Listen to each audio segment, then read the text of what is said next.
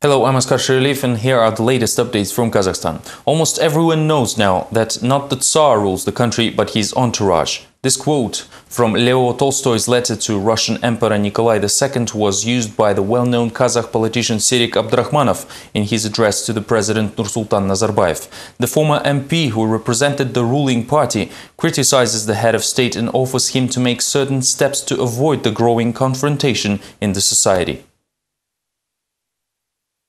In his letter, Serik Abdurakhmanov notes that people have been waiting for the better life for too long and real improvements are nowhere to be seen. The president's close circle makes fortunes from the country's natural resources, while many people have barely enough means to survive. Kazakhstan has flourishing corruption as well as puppet parliament and courts. To avoid the growing discontent in the society, Serik Abdurakhmanov offers the following. Give the power back to the people through fair democratic elections to both parliament chambers and then to local governments. Pass new law on judges and judicial system which will guarantee the real independence of courts based on electivity of judges. Citizens of Kazakhstan are waiting for changes which could return the powers to the people through fair elections. This is the true mood of the masses.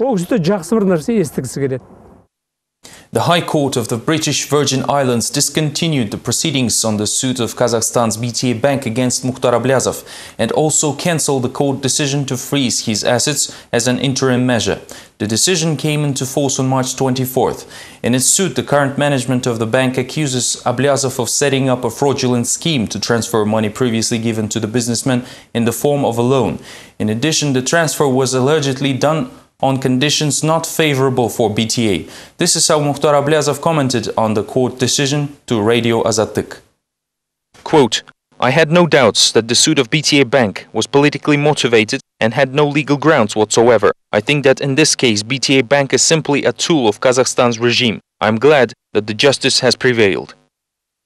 The leadership of the bank immediately responded to the court decision and Ablyazov's comments and issued its own statement. BTA representatives argue that the legal proceedings are not completed yet and the bank intends to appeal the decision of the British Virgin Islands court. Currently, BTA Bank is considering the possibility and necessity of an appeal against this decision. It is also necessary to understand that this trial is still in its preliminary stages, and the British Virgin Islands Court has yet to make any rulings regarding the role of participation of Mukhtar Ablyazov. More news linking Britain and Kazakhstan. According to activists of the unregistered party Alga, British Ambassador David Moran intends to raise the issue of the arrests of the party's leader Vladimir Kozlov in the European Parliament. Deputies of the European Parliament will soon discuss the problems of the unregistered party Alga, activists of which have met with the ambassador of the Great Britain in Kazakhstan, David Moran, and the embassy's secretary on political affairs, Jackie Carroll. Activists told the diplomats about the arrest of their party leader Vladimir Kozlov, which was supposedly done on political grounds. The ambassador promised to pass Alga's concerns to the EMPs during the next session of the European Parliament. Later, the activists visited the embassies of the Netherlands and Poland. They know about the situation in Kazakhstan, double standards and that awful violations of human rights occur here under the presence of democracy. Vladimir Kozlov was arrested on March 26 in the center of Almaty while distributing leaflets with the biography of the former head of Kazatomprom, Mukhtar Jakishev. The prosecutor's office considered his actions as unsanctioned protest rally. On the same day, the Alga party leader was placed in the isolation ward for supposed administrative violations. I think that this administrative arrest is a politically motivated court decision. I have no other opinion. Kozlov suffered because of his political beliefs, for civil stand and dissent. All this time, the attorneys could not meet with Vladimir Kozlov. However, the access to the arrested was granted immediately after his party activists visited the foreign embassies. Kozlov then immediately signed the appeal motion, which will be reviewed in the near future.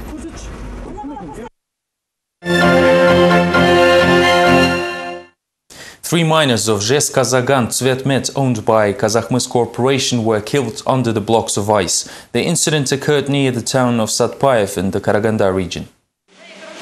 The workers were loading sleepers when they were crushed by the collapsed ice block. According to rescuers, the ice destroyed bulkheads which were blocking a closed mine shaft. Unfortunately, people simply didn't have time to react. The bodies of two miners were already found and the search for the third worker continues. A special commission is conducting an investigation of the incident. The ice block was huge as parts of it were found as far as 80 meters away from the mine shaft. The family of the arrested rescuer demands a fair trial. Yevgeny Yenin was placed in the Taldykurgan isolation ward following the Kazalagash disaster, allegedly for negligence. His colleagues, however, have a different opinion.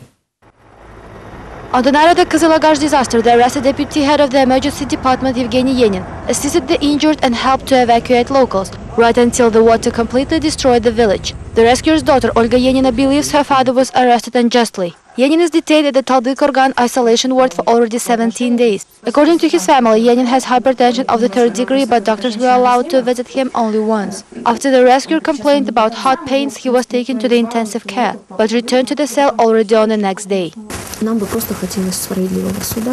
We just want a fair trial and that he could actually live to see the process and not to become a scapegoat for crimes he did not commit. His input should not be neglected as well.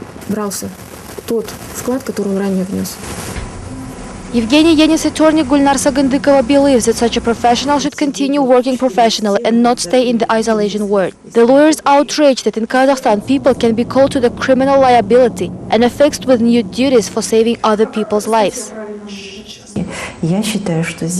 I believe that here there is no logical connection. The functional responsibilities of Yenin did not include the supervision of the technical condition of the Kazalagash reservoir. Quite simply, it was not his responsibility.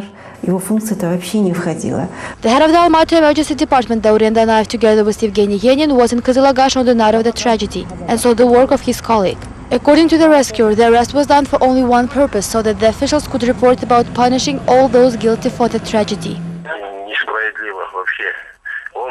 It is absolutely unfair. He always participated in our fall and winter operations. Our team never just sits in the office and set the tasks. We always go to the emergency areas and do all the work in the field. Currently, the Yenin family is preparing for the trial and collecting written testimonies from the survived Kazalagash residents. They still hope that the justice will prevail.